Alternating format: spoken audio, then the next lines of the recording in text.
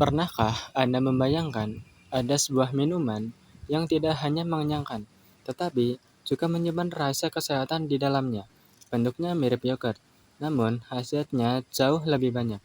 Di dunia modern saat ini, minuman tersebut dikenal sebagai salah satu superfood. Namanya adalah kefir. Di dalam setiap tetesnya, terdapat miliaran mikroorganisme hidup yang dapat memperkuat sistem imun. Lalu, mengapa para ilmuwan menyebutnya sebagai salah satu minuman kesehatan pencernaan terbaik di dunia?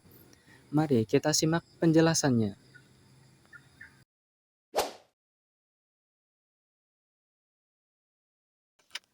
Secara sekilas, banyak orang mengira kefir sama dengan yogurt.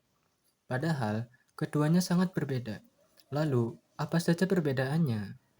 Perbedaannya adalah yang pertama, yogurt biasanya hanya mengandung 2 sampai 3 jenis bakteri baik. Sedangkan kefir dibuat menggunakan kefir grains atau biji kefir, yaitu sebuah struktur tempat hidupnya simbiosis antara puluhan jenis bakteri asam laktat dan yeast. Kefir mengandung hingga 30 sampai 60 strain probiotik yang berbeda. Lalu, apa yang terjadi pada tubuh kita saat kita rutin meminum kefir? Pertama, probiotik dalam kefir mampu bertahan dari asam lambung dan langsung berkolonisasi dengan usus. Mereka mengusir bakteri jahat, meredakan kembung. Kedua, memperkuat sistem imun. Senyawa unik bernama kefiran yang hanya ada pada kefir memiliki sifat antimikroba yang kuat untuk melawan bakteri berbahaya seperti Salmonella dan E. coli. Yang ketiga adalah bebas laktosa. Bagi orang yang mengalami laktosa intoleran atau diare saat mengonsumsi susu murni, kefir adalah solusinya. Bakteri dalam kefir telah mengubah laktosa menjadi asam laktat, membuatnya sangat ramah bagi lambung yang sensitif.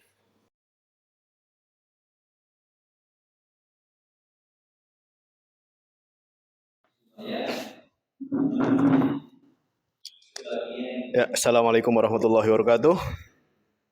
Perkenalkan, kami di sini Fatih Aiman dan Abdurrahman Firmansyah akan mewawancarai seorang mahasiswa dari Fakultas Peternakan berkaitan dengan tugas biologi prospektif yang mana kami mengambil tema tentang kefir.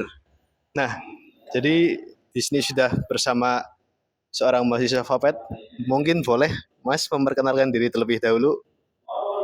Baik, nama saya Bina Rizky Hamdani. Saya merupakan mahasiswa Fakultas Peternakan angkatan 25. Ya, mungkin langsung saja Mas. Ini sebenarnya apa itu kefir ini? Jadi kefir itu tuh adalah susu yang difermentasi ya sehingga rasanya tuh asam dan sedikit bersoda gitu, Mas. Oh ya, mungkin sebelum kita membahas lebih jauh, mungkin beberapa orang belum tahu bedanya kefir sama yogurt itu apa. Kira-kira apa itu bedanya sama yogurt dan kefir? Karena kalau dikatakan asam, keduanya mungkin sama-sama asam gitu kan. Kalau yogurt sendiri itu kan hanya satu starternya, Lactobacillus sp doang. Nah, kalau misalnya di kefir itu dia itu banyak, ada kefir Novasiens dan lain-lain ya. Saya nggak bisa sebutin nama-namanya satu-satu.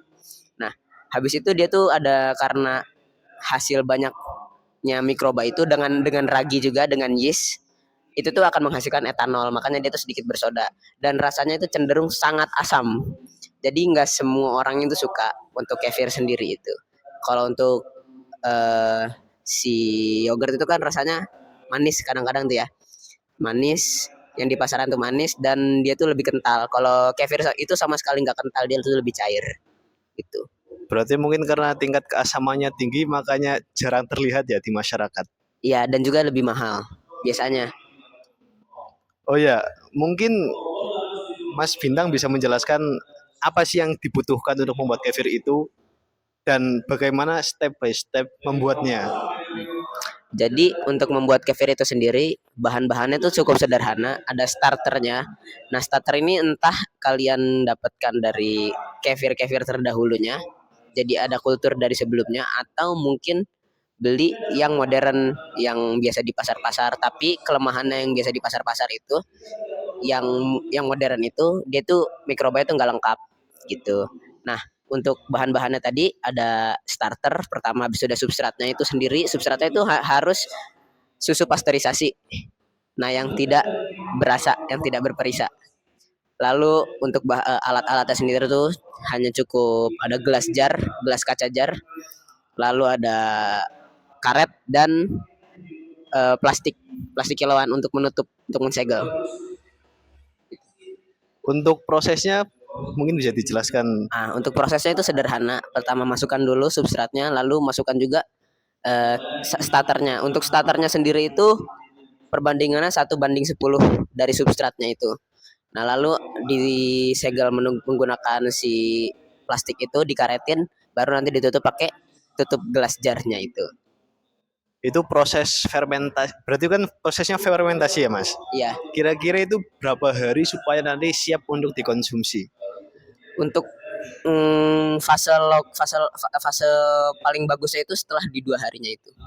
Karena sebelum 2 hari itu mereka tuh masih bekerja keras ya si mikrobanya itu buat untuk menfermentasinya. Jadi di situ masih belum kelihatan mungkin 3 bagian pemisahnya itu. Nanti kan ketika sudah ada fermentasi bakal terbentuk 3 hasil ya. Ada curd yang paling atas, lalu ada kefirnya itu sendiri, baru yang paling bawah itu ada endapan. Nah itu. Oh ya, ini saya juga mau tanya, kalau misal pakai susu UHT buatnya bisa apa enggak kira-kira itu? Saya belum meriset sih sebenarnya kalau untuk pakai UHT, tapi kalau kata asisten kami itu sepertinya tidak bisa gitu. Oh, berarti Tapi harus saya coba sebelum susu apa tadi? pasteurisasi. Pasteurisasi. Oh iya. Nah, setelah kita membuat kefir nih katakanlah, berarti bisa dikonsumsi setiap hari itu. Mungkin kalau misalnya setiap hari bisa ya. Karena tapi rasanya aja sih Mas. Kadang-kadang kita tuh nggak kuat sama rasanya karena asamnya itu. Makanya orang-orang Indonesia lebih prefer bukan lebih prefer ke yogurt karena rasanya lebih cenderung lebih manis gitu. Dan awal-awalnya biasanya untuk yang baru konsumsi kefir itu nanti rasanya perutnya rada kram gitu Mas. Biasanya gitu yang terjadi. Makanya orang-orang pada trauma di awalnya gitu. Oh, begitu. Nah, itu kira-kira apa saja sih kandungan di dalam kefir itu? Nah, kandungan dalam kefir itu sebenarnya kan untuk jelasnya dari substratnya itu kan ada laktosa sendiri tuh ya Mas.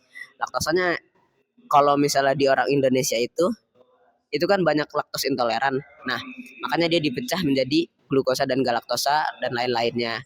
Nah, itu kandungan-kandungan itu sebenarnya yang dibutuhin agar kita itu agar perut-perut orang Indonesia, lambung-lambung orang Indonesia itu bisa mengkonsumsi laktosa itu sendiri, tapi dalam bentuk glukosa dan galaktosa itu.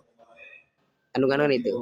Berarti fungsinya kefir ya untuk terutama khususnya untuk orang-orang yang laktos intoleran itu ya, supaya tetap bisa mengkonsumsi susu. Iya benar. Oh, nah kira-kira nih Mas, manfaatnya apa aja selain yang tadi itu? Selain untuk orang-orang yang laktos intoleran, ada manfaat apa lagi sih ketika kita rutin mungkin untuk mengkonsumsinya?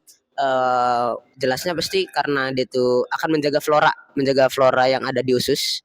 Ya jadi akan memperlancar proses pencernaan, penyerapan nutrisi. Nah, itu habis itu karena si probiotik ini kan jelasnya nggak mungkin hidup di pH tinggi ya Mas. Pasti dia di pH asam. Nah, pH asam ini akan mencegah bakteri-bakteri patogen tuh tumbuh di usus. Akhirnya efeknya itu akan meningkatkan sistem imun di dalam tubuh bagi yang meminumnya. Begitu Mas. Berarti itu bisa dikatakan probiotik juga atau tidak kayak si siapa? Yogurt. Ya, memang kefir itu adalah probiotik Mas. Gitu. Berarti sangat baik untuk pencernaan begitu ya Mas? Iya, benar sekali. Ya. Baik, terima kasih untuk informasinya. Untuk ya, ini ilmunya sangat bermanfaat sekali. Semoga para pemirsa bisa mengambil manfaatnya, bisa dibuat mungkin ya Mas. Amin. Mungkin suatu saat nanti kita bikin video tutorial cara membuat kefir dari nol untuk pemula begitu ya Mas. Ya begitu saja. wawancara bersama seorang mahasiswa Vapet terkait kefir yang mungkin untuk masyarakat ini masih seperti asing. Apa itu kefir? Apa itu yogurt? Kalau yogurt mungkin semua sudah tahu, tapi kefir itu apa? Mungkin suatu saat kita akan membuat video tutorialnya. Terima kasih. Wassalamualaikum warahmatullahi wabarakatuh.